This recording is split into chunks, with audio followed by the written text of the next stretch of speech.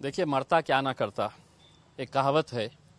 और कल के फ्लोर टेस्ट से पहले जब इनको ये समझ में आने लगा कि हमारी सत्ता जा रही है, हमारी कुर्सी जा रही है, दोबारा अब हम कब मुख्यमंत्री बनेंगे, तो जाते जाते इन्हें संभाजी महाराज की याद आ गई। मेरे हिसाब से 25-30 साल पहले जो घोषणा की गई थी, इसको सिर्फ ये चुनावी मुद्दा बनाते रहे, राजनीति का मुद्दा बनाते रहे, और जब अपनी कुर्सी सरकने लगी तो इन्होंने आज ये फैसला लिया है।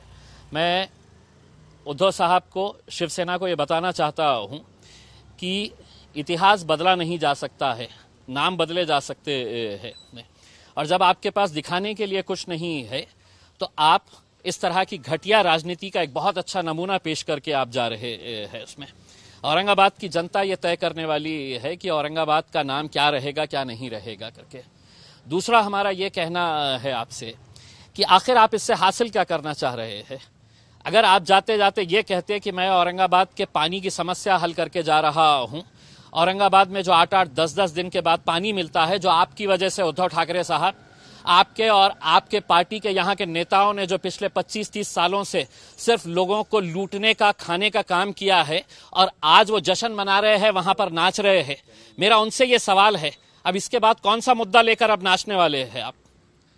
अगर जनता की भलाई के लिए अगर आप कुछ करते तो हम आपको सर आंखों के ऊपर बिठाते, लेकिन आपकी घटिया राजनीति जो है, जब शहरों के नाम बदल दो, सड़कों के नाम बदल दो, गलियों के नाम बदल दो, ये जो आप घटिया खेल खेल कर जा रहे हैं, हम इसकी कड़ी निंदा करते हैं। और दूसरी निंदा मैं कड़े शब्दों में उन दलालों की करता हूं जो अपने आप को कांग्रेस के और राष्ट्रवादी कांग्रेस के नेता कहते आए हैं। मैं तमाम MIM के जितने भी कार्यकर्ता है महाराष्ट्र के अंदर, ये जहां दिखे इनकी तस्वीर के ऊपर जूतों का हार पहनाइएगा, क्योंकि ये सियासत के लिए देखिएगा किस घटिया लेवल के ऊपर आ गए हैं। आज के औरंगाबाद शहर के अंदर कांग्रेस के और राष्ट्रवादी कांग्रेस के दलाल नेता आज सड़क के ऊपर अगर निकले तो उनको देखकर थूकना चाहिए हमें, कि इनकी सियासत की वजह से, इनकी घटिया सियासत की वजह से, अगर सत्ता से इतना मोह था तो सत्ता को चिपके रहना था। हम तो जूते मारते हैं ऐसे नेताओं को।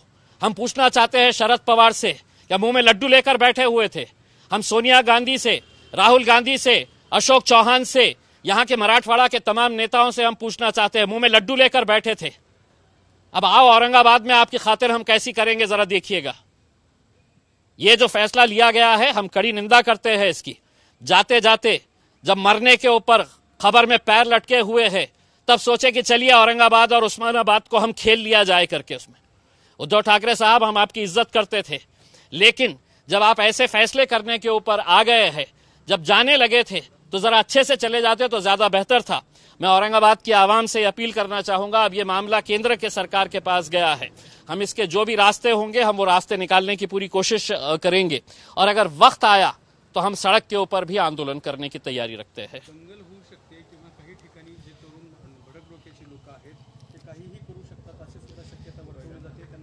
देखिए, मैं औरंगाबाद की आवाम से, उस्मानाबाद की आवाम से अपील करूंगा कि वो शांति बनाए रखे। अभी हमारे पूरे रास्ते बंद हो गए हैं, ऐसा नहीं है, हम दूसरे भी रास्तों का इस्तेमाल करेंगे, लेकिन आज हमारी पूरी नाराजगी कांग्रेस और राष्ट्रवादी कांग्रेस, जिन्होंने हमेशा सिर्फ अपनी सत्ता की खातिर किसके साथ जाना, कैसे जाना, अपनी कुर्सी कैसी बचाए रखना, से वही खेल खेला।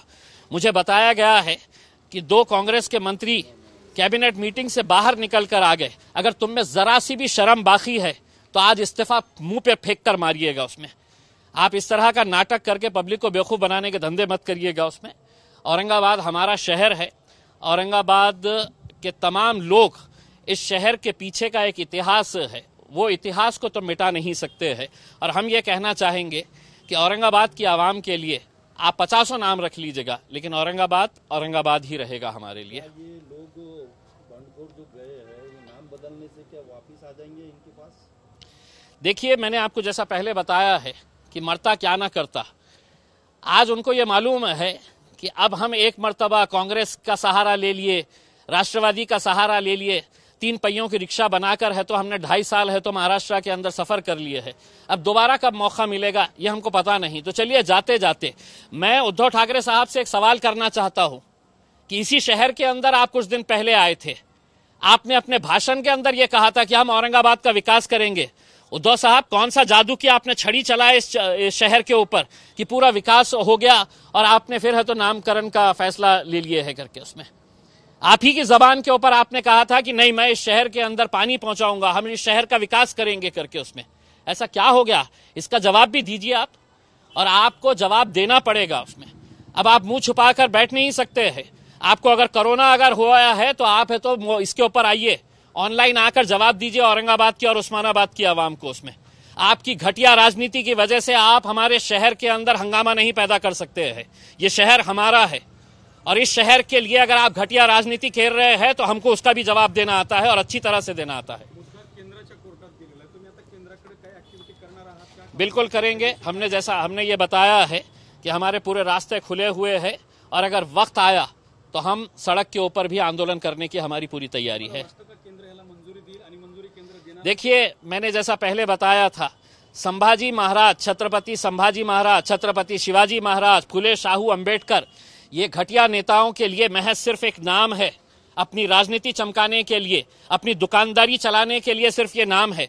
वरना मुझे बताइएगा कि क्या वजह है कि इतने सालों तक आपने पेंडिंग करके रखा था, और जब जाते जाते जब अपना मरने के जैसी हालत हो गई है, अपनी सत्ता गिरने वाली है, तो तब जाकर आप ये खेल खेल लेते हैं इसमें। क्या वजह है आपके? आप ये बताइएगा हमारे को कि अचानक जाते जाते आपको क्यों ख्याल आया। यही तो हम कहते हैं कि आपको संभाजी महाराज से कोई आदर है, सम्मान है, प्रेम है, ऐसा नहीं है। आप उनका नाम लेकर अपनी राजनीतिक दुकान चलाना चाह रहे थे।